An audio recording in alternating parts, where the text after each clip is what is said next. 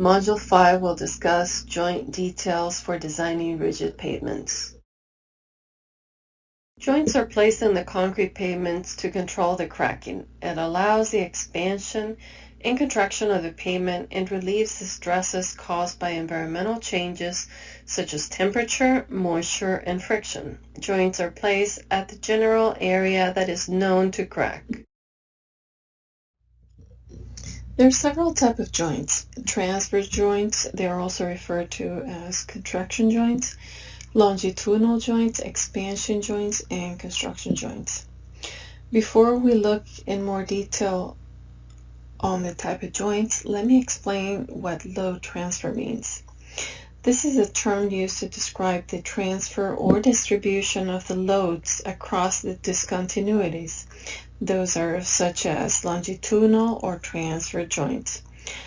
The loads are the vehicle forces exerted on the pavement, for example, the trucks, heavy machinery, or even airplanes. When the wheel load is applied at a joint or crack, both the loaded slab, also called the approach slab, and the adjacent unloaded slab or leaf slab deflects.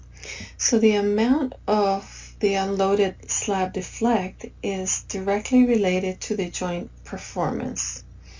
If a joint is performing perfectly, both the loaded and unloaded slab deflect equally.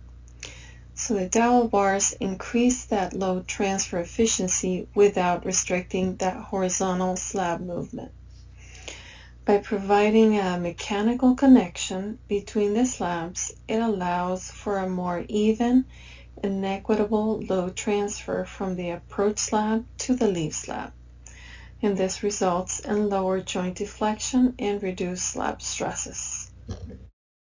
Let's start with transverse joints. They are perpendicular to the center line of the road. They prevent uncontrolled cracking and help reduce curling-induced stresses. Transverse joint spacing shall not exceed 15 feet or 2 times the slab thickness in inches, whichever is less. A general guideline, the ratio of the slab width to slab length should not exceed 1.25. While cutting the slab at transverse joints helps prevent random cracking, it also creates a weakened location on the slab. This could result in high deflection and stresses at the joints. That is the reason why we use dowel bars in our designs. Dowel bars are essential for long-term performance of the slab. They are the most important tool for adequate load transfer. They prevent high deflections and stresses at the joint. They also help minimize the potential for bumping of the sub-base material and reduce faulting. The photo shows tie bars and dowel baskets layout. Standard plans Index 350001, sheet 1 of 4, shows the relation of tie bars and dowel bars for the minimum and maximum spacing. This is a new detail recently added to provide better guidance with regards to the placement of both. Dowel bars are placed parallel to the center line of the roadway, and the dowels are usually spaced 12 inches apart unless otherwise indicated due to some special reason. The length of dowels are 18 inches long, and the bar diameter varies due to the thickness of the slab. Usually they could be 1 inch, 1¼ inch, or 1½ inch. This information can be found on the Rigid Pavement Design Manual, Table 5.1. Also, Standard Plans Index 350-001 shows a table with the diameter and layout spacing on a slab. Dowels are placed before concrete pouring operations using a dowel bar basket. Information on coating and lubrication of plain steel dowels bar can be found under Specifications 350 and 931. Here's some pictures of placing dowels for a concrete rehabilitation project. So they remove the slab that is deficient and drill the holes to place dowels for a newly created joint, then pour the new concrete to create a new slab. Skew slabs were constructed in the 1950s to the 1970s as an alternative to decrease dynamic loading across the joint by eliminating the simultaneously crossing of each wheel on a vehicle's axle. In Florida, this method is no longer used, so when you do encounter in concrete rehabilitation projects, in order to reestablish new joints, we can square them off. This picture shows a segment of I-75 north of I-4 in Tampa that had skew slabs. The detail in the slide shows how to reestablish a new joint on a series of skew slabs, offset from the skew joint at least 3 feet and at least 6 feet from an existing joint. Longitudinal joints, they are parallel to the center line of the road. The joints are usually cut at 12 feet wide. 13 feet are used for the outside lane to reduce edge stresses. The maximum width is 15 feet. However, if the lane needs to exceed 15 feet, then a longitudinal joint should be provided in the center of the lane. Something to keep in mind is that when you are constructing 7-foot bike lanes, keep in mind the slab width to slab length ratio to be less than 1.25, trying to keep it as close to a square as possible. This provides the best performance and minimizes cracking. Tie bars are usually deformed, reinforcing steel to tie longitudinal joints together. They do not significantly assist with load transfer, but it does improve aggregate interlock.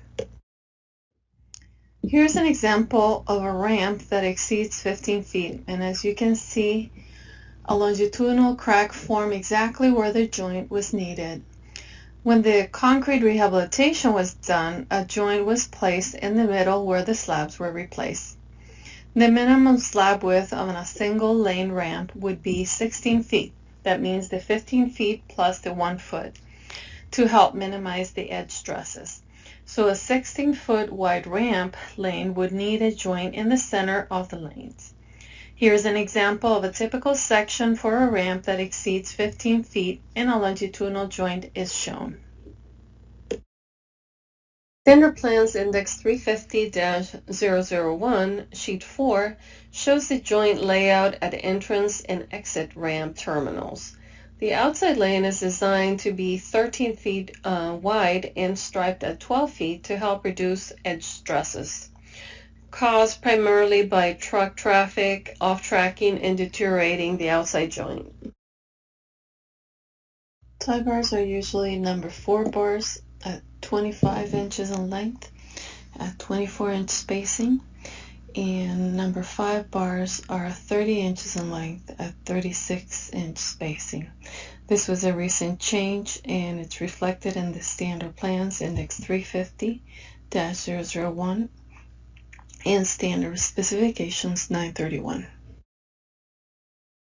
This picture shows a combination of dowel bar basket and tie bars layout. Remember to maintain the proper spacing with relation to tie bars and dowel bars, as was discussed on slide 5 per Standard Plans Index 350-001, sheet 104. This is showing paving operation. You can see the dowel bar basket and tie bars while they're pouring some concrete for a new ramp.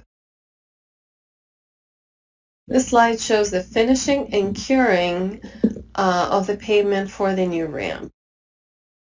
This slide is showing cutting the transverse joints for the new ramp.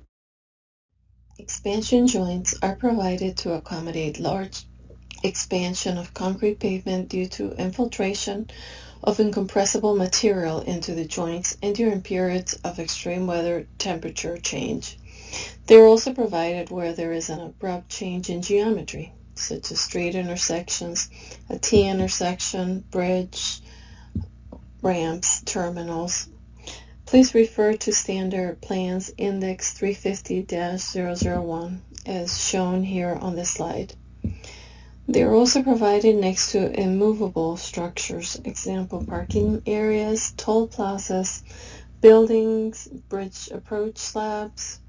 For joints at bridge approach slabs, refer to standard index 370-001. They are also used in areas of concrete curbs, traffic separators, manholes, drainage structures, inlet, and grates. They are used at pavement ends to connect to other type of concrete. Not used much in Florida, but in other states where they use continuous reinforced concrete pavements. However, they're not used at pavement end transitions between flexible and rigid pavements. These are some of the joint arrangement for intersections as mentioned in Index 350-001, Sheet 304, and the use of an expansion joint at T intersection. Expansion joint details shown in standard plans, Index 350-001, Sheet 104. Sheet metal bottom strip for expansion joints only. Note 8 indicates to follow specifications 931, which states the sheet metal bottom strip is not required with asphalt base. It is only needed with special select soil base. Expansion joint for transfer joints, note 6, indicates to punch clean holes in preformed joint filler greater than the bar diameter, to be used with sheet metal bottom strip for the special select soil base. Here's another detail found in Standard Plans Index 370-001 for the use of expansion joint at bridge approaches. This slide shows some details on the compression seal found in Standard Plans Index 370-001. The purpose of construction joints is to provide a clean transition from one concrete pouring operation to the next. An example is a batch of fresh concrete against old concrete from one day to the next. A cold joint is an example of when the bottom layer of concrete dries before the rest of the concrete is poured on top of it. This is caused by two batches of concrete where the delivery and placement of the second batch has been delayed and the initial placed concrete has started to set. Specifications 450-12.3.3 mention this is a major defect that can be avoided with proper vibration of the concrete as is indicated in the standard specifications. Joints are sawed rather than formed or cut into the surface. The most common saw blades are diamond or abrasive. The diamond blades require water for cooling and refer to standard specifications 350 for more information on this. The most common practice is to first saw the transverse joint and then cut the longitudinal joints. This is because the longitudinal stresses do not develop as quickly because the width of the concrete being paved is not as significant as the length. All joints need to be cleaned and sealed to keep incompressible particles out of the joint and minimize any inflow of water out of the subgrade. It is not possible to completely seal all joints out of water infiltration, and that is why it is very important to design a good subdrainage system, as it was covered under Module 4. Concrete-to-concrete joints use a silicone sealant material, and for concrete-to-asphalt joints use a self-leveling silicone or hot pour sealant material.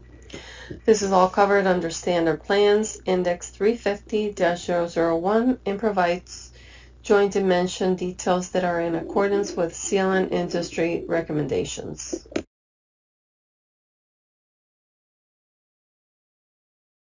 These are concrete-to-concrete joints shown in Standard Plans, Index 350-001, 2 of 4. These are concrete-to-asphalt joints and how to handle on new and concrete rehabilitation projects with the joint seal dimensions. The purpose of providing a joint layout is to show non-standard joint geometries to avoid discontinuities that can lead to random cracking. Align the new joints with existing joints. adjust transfer joints to align with utility manholes or inlets. Avoid angles less than 60 degrees by doglegging joints through curve radius points. Use 90-degree angles when possible. Provide transfer joints at all pavement width changes and avoid odd shapes. Keep slabs near square or pie shaped. Ramp and intersection joint layout can be found in Standard Plans Index 350-001, as we have seen already. The American Concrete Pavement Association, ACPA, has a website at wikipave.org and provides additional guidance on joint layout. For example, they show a 10-step method for jointing intersections. The primary goal is to minimize or eliminate joints that intersect another joint or pavement edge at an acute angle. Experience shows that the cracks often occur at near acute angles, especially less than 60 degrees. So transfer joints typically are at 15 feet and longitudinal joints are at 12 feet. Maintaining the proportion of the slab 1:1 or as close to a square or pie shaped as possible to get the best performance. A general guideline for the ratio of the slab width to the length is not to exceed 1.25. Joint layout details are important details that need to be shown in the plans. For detailed step-by-step information of joining examples, visit the website providing on slide 29. In this slide, you can also find joint layouts for the cul-de-sac, a 6-step method for jointing roundabouts, 11-step quadrant method for diverging diamond interchanges. Here's additional guidance on construction joints in dogleg situation. Dogleg is a term used in construction blockouts at points where the pavement changes in width. Figure A shows width change in dogleg and gutter near a point of curvature. Figure B shows a width change in dogleg and gutter near start at a taper. And finally, Figure C shows the width change in dogleg on pavement lane for hand pours. Here's a 10-step method for jointing intersections. Step 1 is to draw all pavement edges and back of curve lines on the plan view. Step 2, lightly draw the circumference return, taper return, and the crossroad return lines. Step 3, draw all lane lines and define lanes on the main line and the crossroads.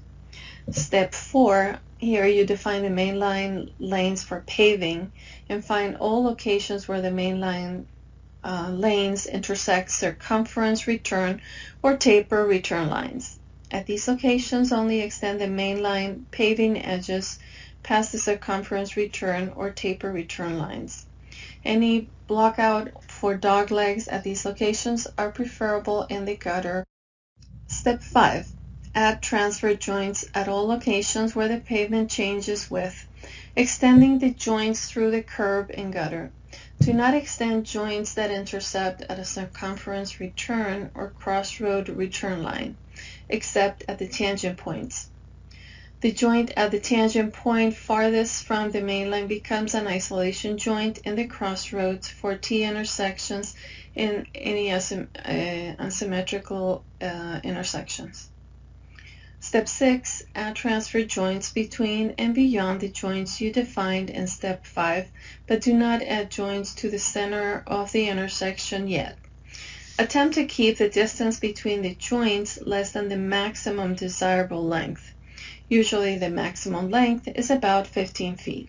Step 7, by extending the edge of pavement lines for the crossroads in any turning lanes, define the intersection box. Note, for skewed intersections, do not extend the lines for turning lanes. Instead, place a transfer joint normal to the crossroad center line, starting from the center of the intersection box that is nearest to the acute angle of the intersection. Step 8, check the distances between the intersection box and the surrounding joints. Step 9. If the distance is more than the maximum desirable joint spacing, then add transverse joints at an equal spacing. Do not extend these joints past the circumference return or crossroad return lines. Step 10. Lightly extend from the center of the curve to the points defined by the intersection box.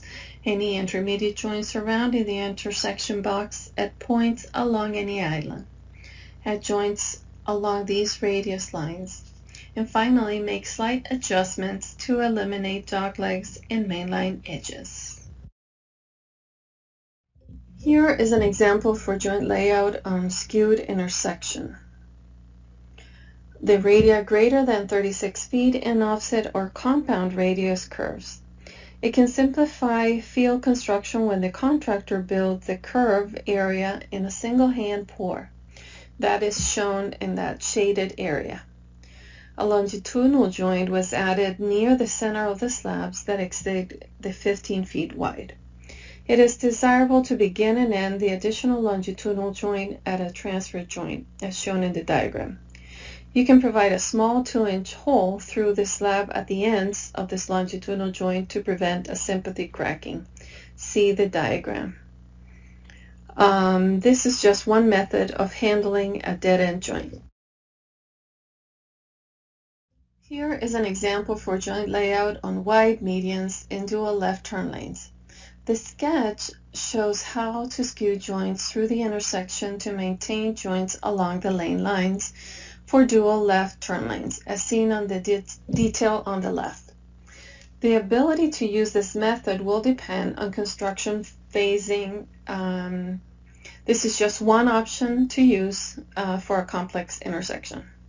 After developing the jointing plan, look at adjusting joints for drainage and utility fixtures. Adjust any joints to meet an inlet or for a manhole, as shown on the detail on the right side. These details show some examples for boxing out fixtures and show the isolation joint recommendation.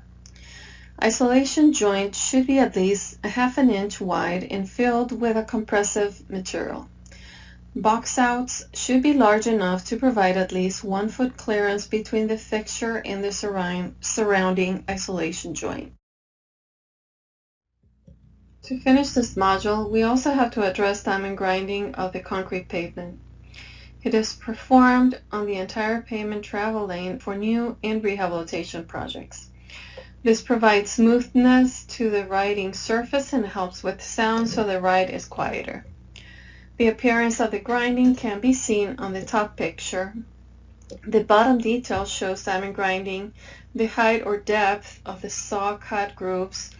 The land area is the distance between consecutive grooves, and the groove is the width of the saw cut groove or the width of the diamond blade.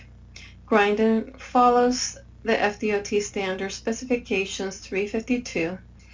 The grind should be uniform areas and neat in surface appearance, beginning and ending at lines perpendicular to the pavement center line. This picture shows a diamond grinding convoy. The vacuum to pick up the slurry residue and water tank to cool the blades. The bottom picture shows the cutting head of a diamond grinding machine. Once grinding is finished, then the joints can be cleaned and sealed following standard specs 350 and 932. This concludes Module 5, Joint Details. You are now ready to proceed to Module 6, Shoulder Design.